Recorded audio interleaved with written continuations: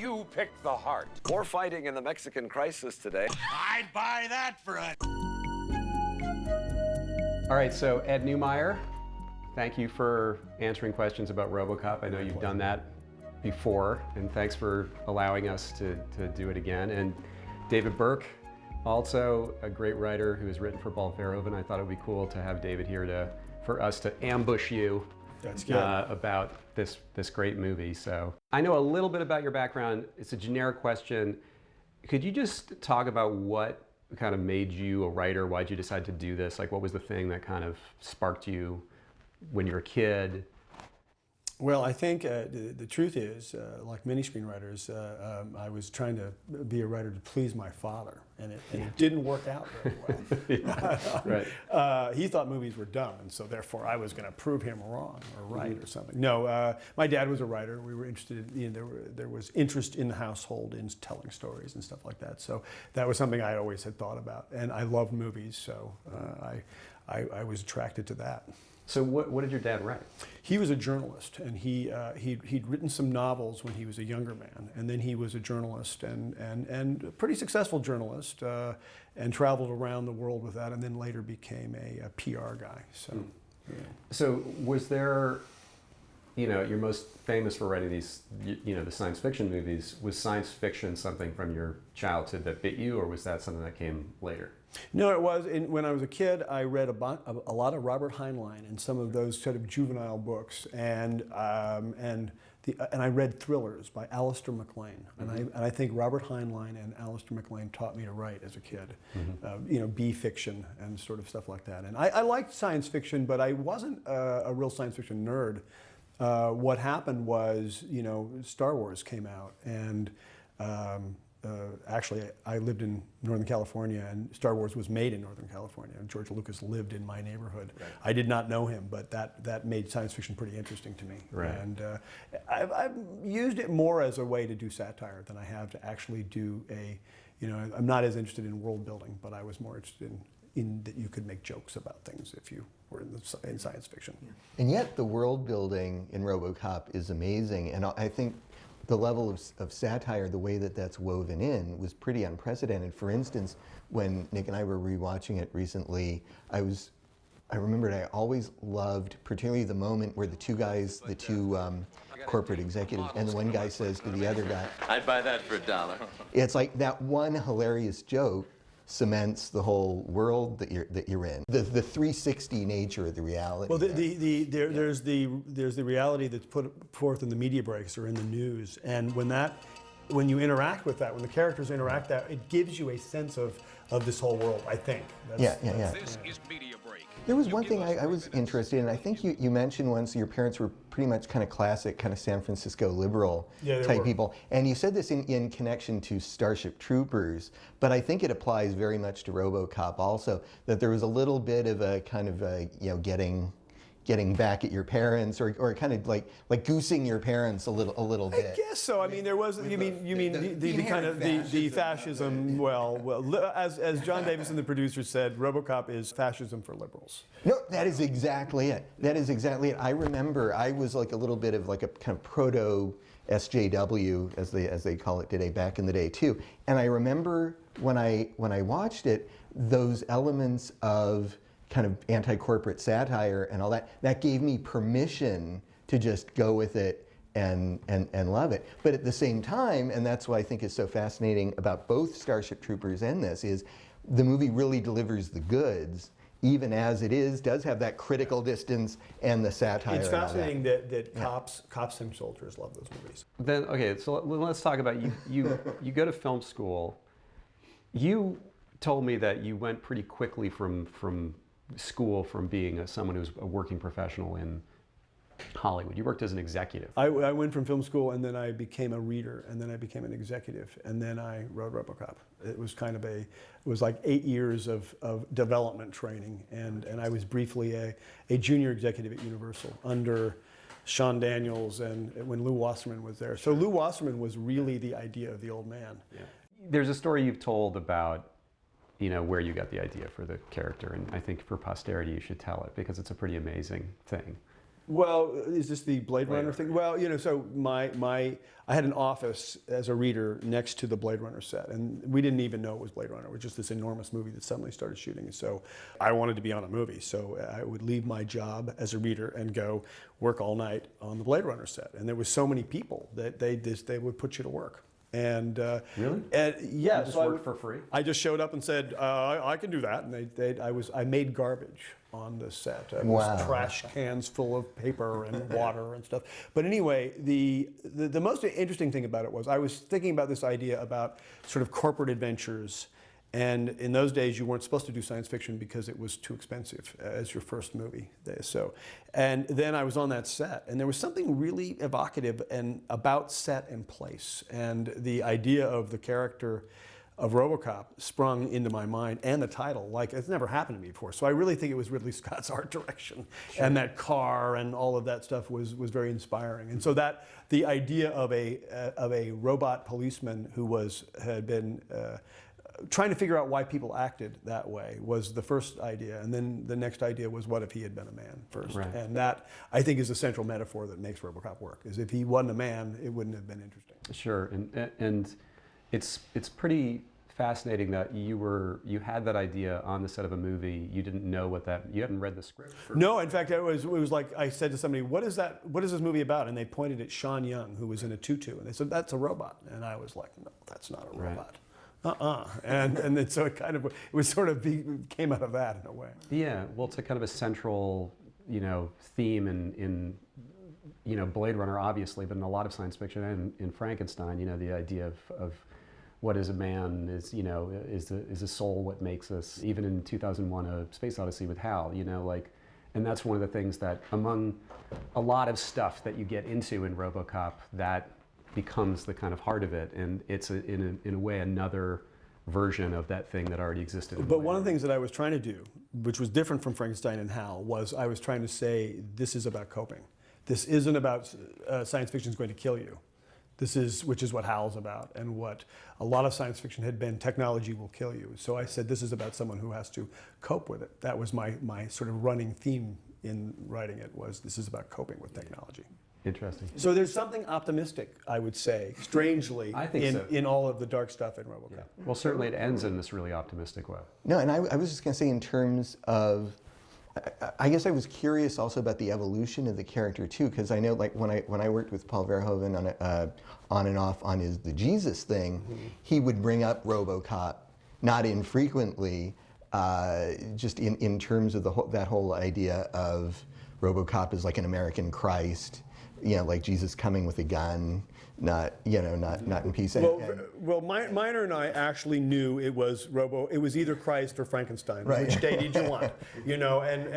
So when we got with Paul, who knew that Paul was a Jesus scholar and would, right.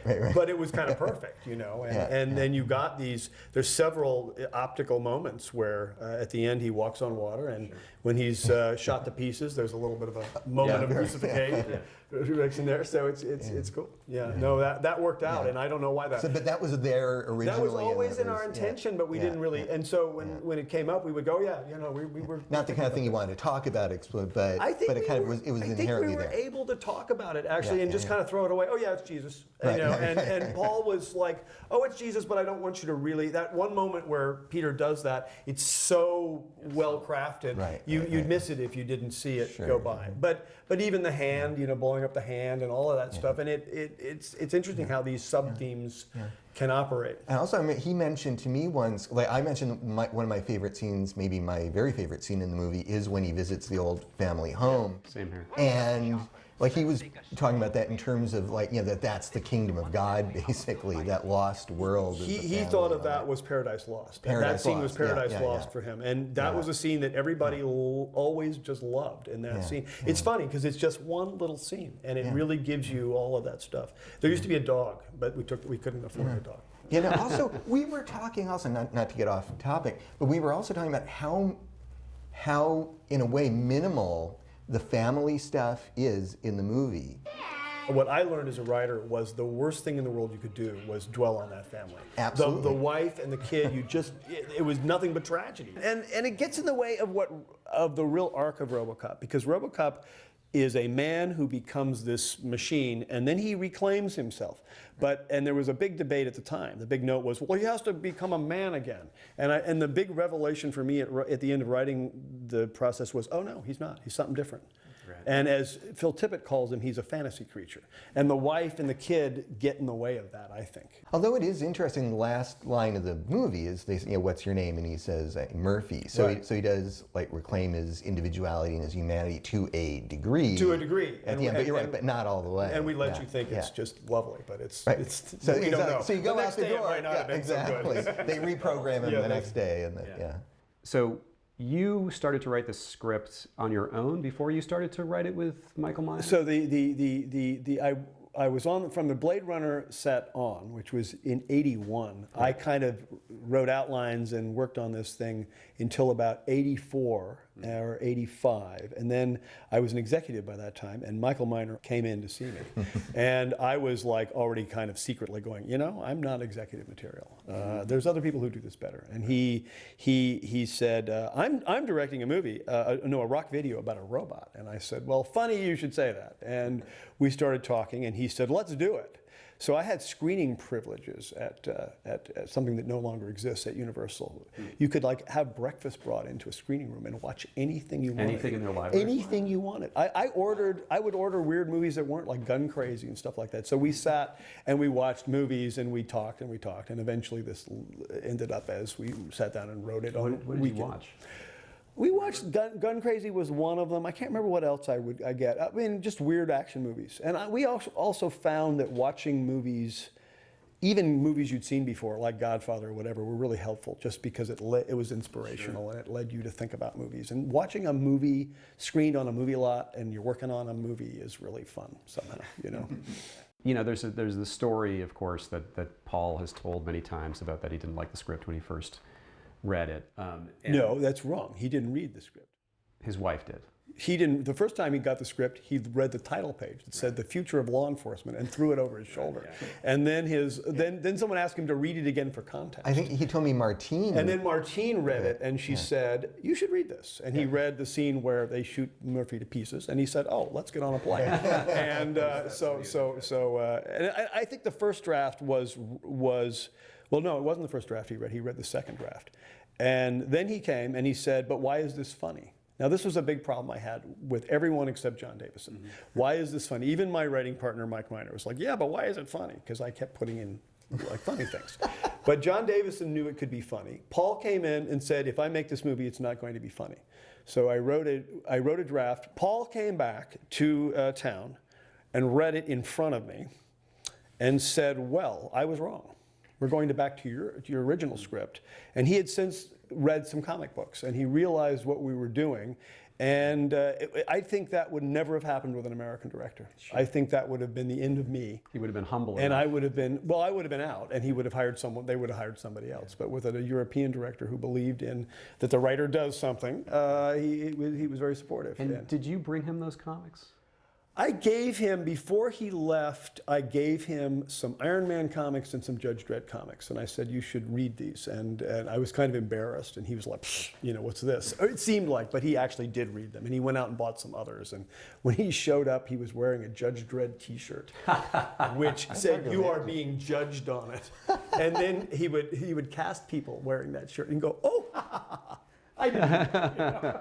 Well, I mean, that comic, which I'm not a scholar really of that comic, but I read it back then. I had friends who were really into comics, and and that always felt like, to me, the closest kind of tonal, approximation of RoboCop. In that mixture of, what we were saying before about the kind of fetishy stuff of fascism, while also sending it up, and it being a kind of kick-ass, adventure. And so that kind of mixture, which to me, I saw the movie the weekend it opened, and as a teenager, it made a really huge impact on me because I felt like it kind of combined, the stuff that I'd been thirsting for, specifically violence in movies that I was like kind of obsessed with as someone who loved horror films, but then was so kind of nasty and satirical and directly sending up yuppies, which had become this kind of touchstone in a way, Right. as an exhibit A of what kind of was wrong with America. And it kind of felt like some sort of punk B-side to Star Wars or something when I saw the movie. That's how it made me feel. And so, you know, for you guys to kind of get there, and it sounds like it was, you know, that it was always kind of there in the script and that Paul kind of interfaced with it. Like, was there ever any kind of discussion as you were making the movie about the idea that it was this movie that kind of encompassed these kind of, which were kind of underground ideas with something that was overground? I think Jon Davison really understood that, and Jon Davison, you know, came from Corman and came from a real sense of underground films and stuff like that. So he was encouraging all of that. And whenever I would say, "Well, it's really about this," he would go, "Oh, that's good." You know, it's amazing. I was running around saying, "Well, this is a lot really about Vietnam." Saying, Ed 209 looks like a Huey helicopter, and Dr. McNamara is based on Robert McNamara, and so there was all of that kind of stuff that was subtext, and he got that, and he would encourage. I think the nice thing about Jon was he encouraged all that, and he just said, keep going, and occasionally he would have a really good idea that he was never too insisted on. Right. And with Paul, he also in the development was very encouraging, but he kind of got it, and he knew that we were doing funny stuff, and he knew, I think in some ways the real bite of the satire is him. You and I, when we watched the movie the other day, were talking about all those things that kind of defy screenwriting cliche, Right. you know, and that there are so many aspects to the movie that you know, as David and I being working screenwriters now, can't imagine, you know, being able to get past an executive. And, you know, with the first example, that being the idea that you don't meet, you know, Murphy's family beforehand. But the structure of the movie is really interesting. It was Rodney Asher, who I introduced you to, and this is Rodney's favorite movie, who talked to me once about this idea that the movie is about these communities of different people. There's the corporate community, there's the criminal, you know, community, there's the community of cops. And in a way, the story is sort of, it's almost like an object lesson in what corporations can do, what shitty things corporations can do to poor people, you know, where you see this decision made at the top, and the movie is really about the ripple effect of that happening through all these different people. And one of the things that really impressed me when I was watching it again is like just how many characters there are in this film. You have this kind of amazing sense of character, even the very small ones that you see for one scene. And I'm curious for some of those small characters, how specific and refined you would get in your writing of the script. And I'm thinking about like even like throwaway characters like, you know, the guy in the gas station with the protractor, you know, like that, where you get in like 20 seconds this whole kind of world of this guy. But I think that's because, so that's a really good one, because Paul related to that character. Paul was the one who wanted to have him doing geometry, because Paul has a degree in math. And so the idea there was, I think it came off, what are you, a college boy? Yeah. And Paul is, you know, the anti-intellectual idea of the gang, and that so Paul really related to that character in the booth there, and wanted to have him doing the geometry to be a college boy, and all that kind of stuff. And that's why I think it became that character is memorable, because Paul sort of invested in it that way. Okay, interesting. You know, one of the things that we're tracking in the movie is the kind of, you know, corporate shenanigans, the backstabbing and Bob Morton rising and taking advantage. It's so great, that stuff. And one of the most fun scenes, I think, in the movie is when Dick Jones is in the toilet. That scene when there's the confrontation between Bob Morton and Dick Jones in the bathroom. Did that stuff come from some specific, did it come from you being an executive? Did it come from, you know, another movie that you love? That came from me being an executive, because there was an executive washroom on the 11th floor at MCA.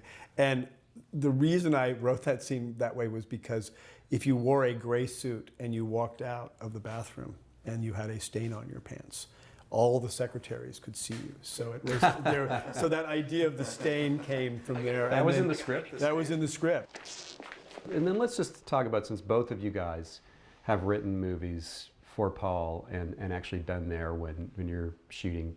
So, like, you were pretty, it sounds like you were pretty intimately involved with this thing as it was being shot.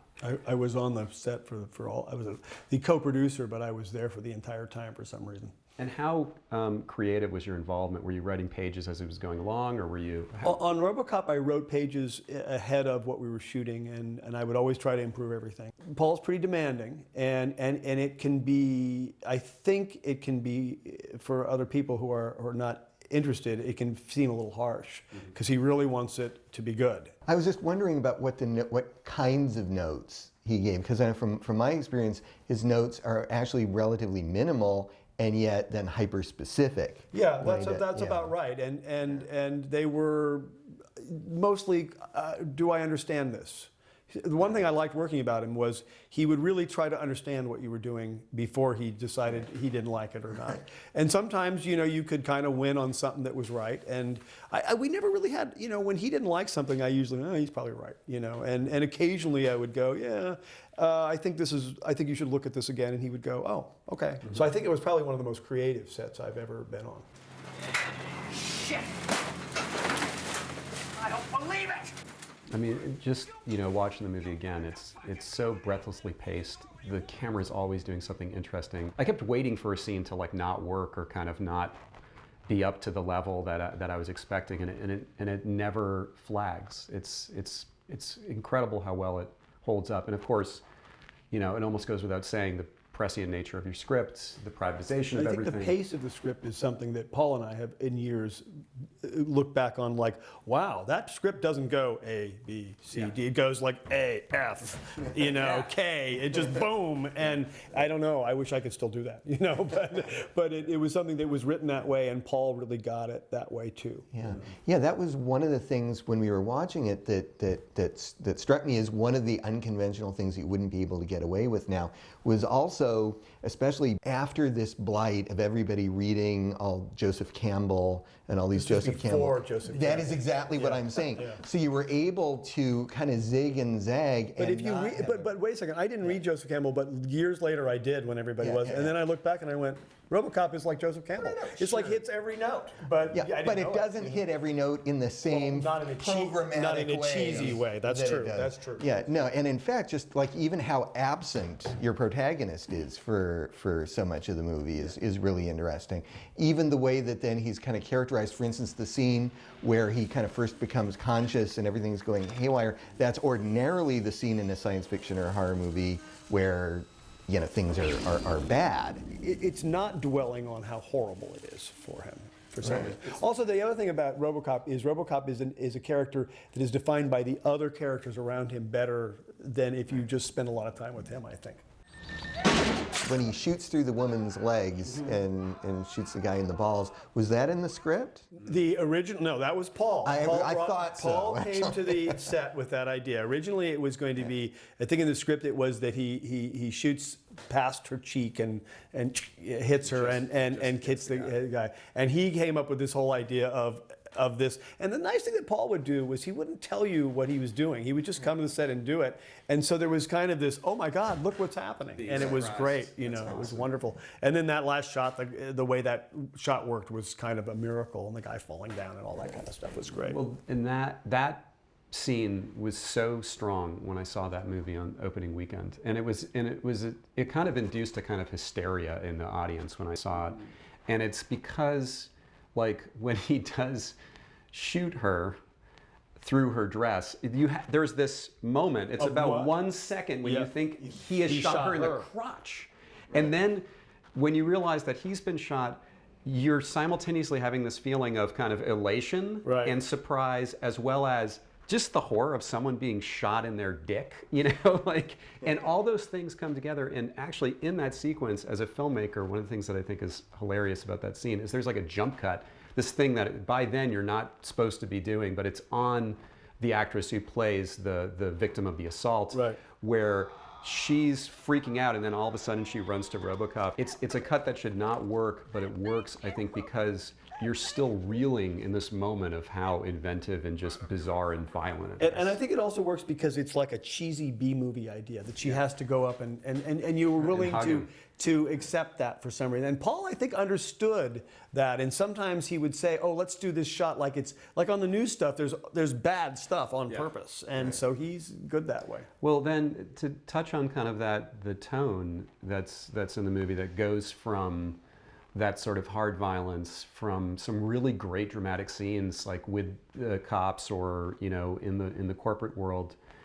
There's stuff in the movie like when Emil melts, you know, via the toxic waste that is so ridiculous. And like, you know, Jon Davison coming from the world of Corman, maybe that is part of that world, but was that always built into the script, the fact that like...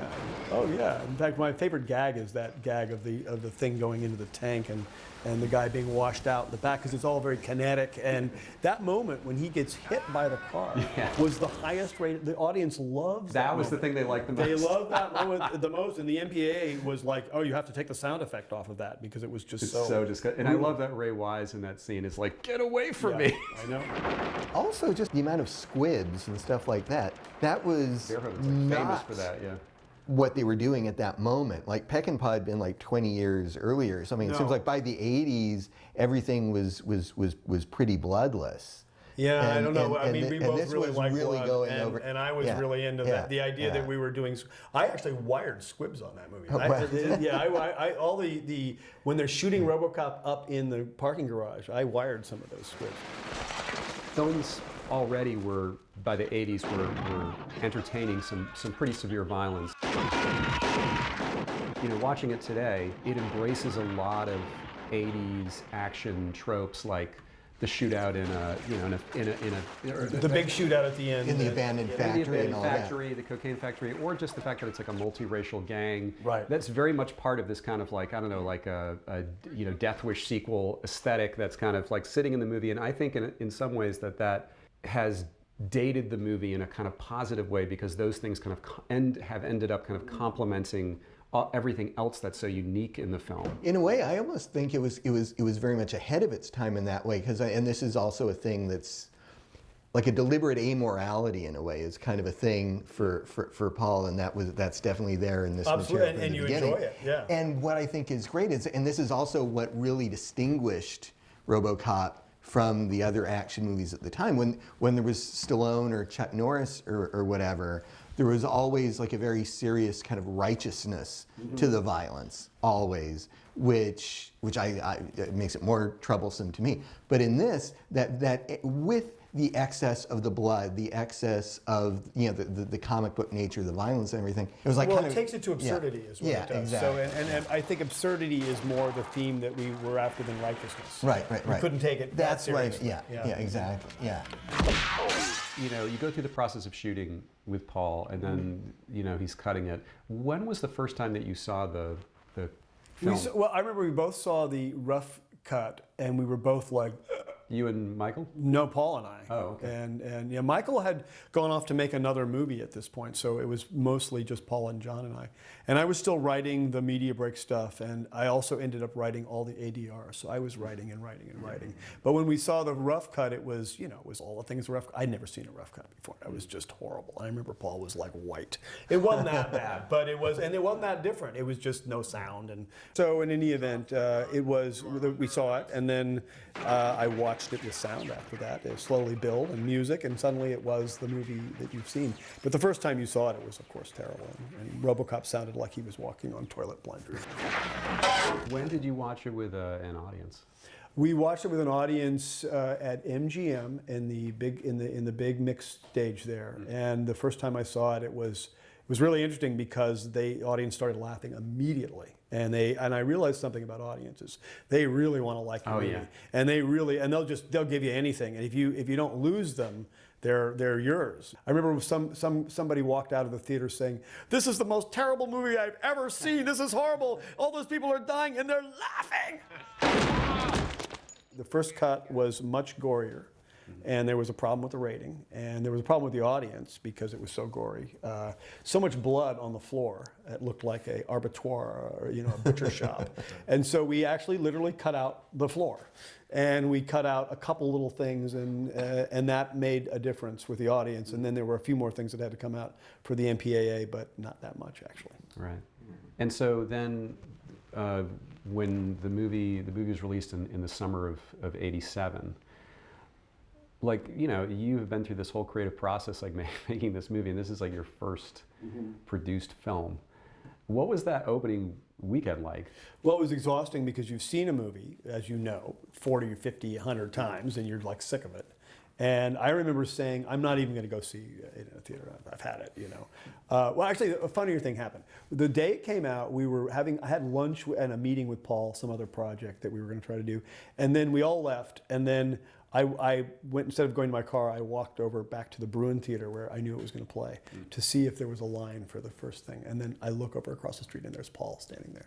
Yeah, he told me that story. Yeah, no, it was really sweet. That he actually went with the kids, and then he was. I'm probably stepping on your story. No. Because he told me that he went with the kids, and then he was totally demoralized because there was nobody out in front of the theater.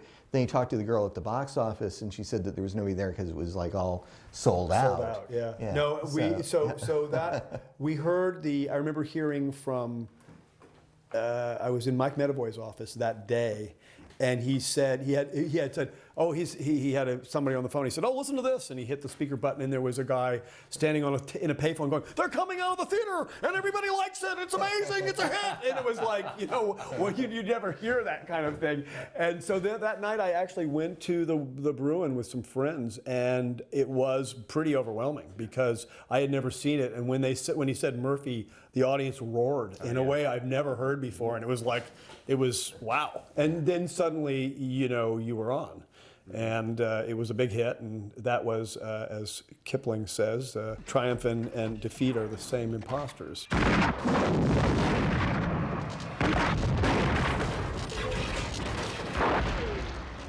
Thank you so much for yakking about this, and pleasure. David, for you contributing. It's an honor to know you guys and to hang out and hear your stories about working with Paul, and then being able to talk to you about what is one of my favorite movies of all time. We should start a show where we just talk about movies. Just the three of us. Okay. Tune in next week.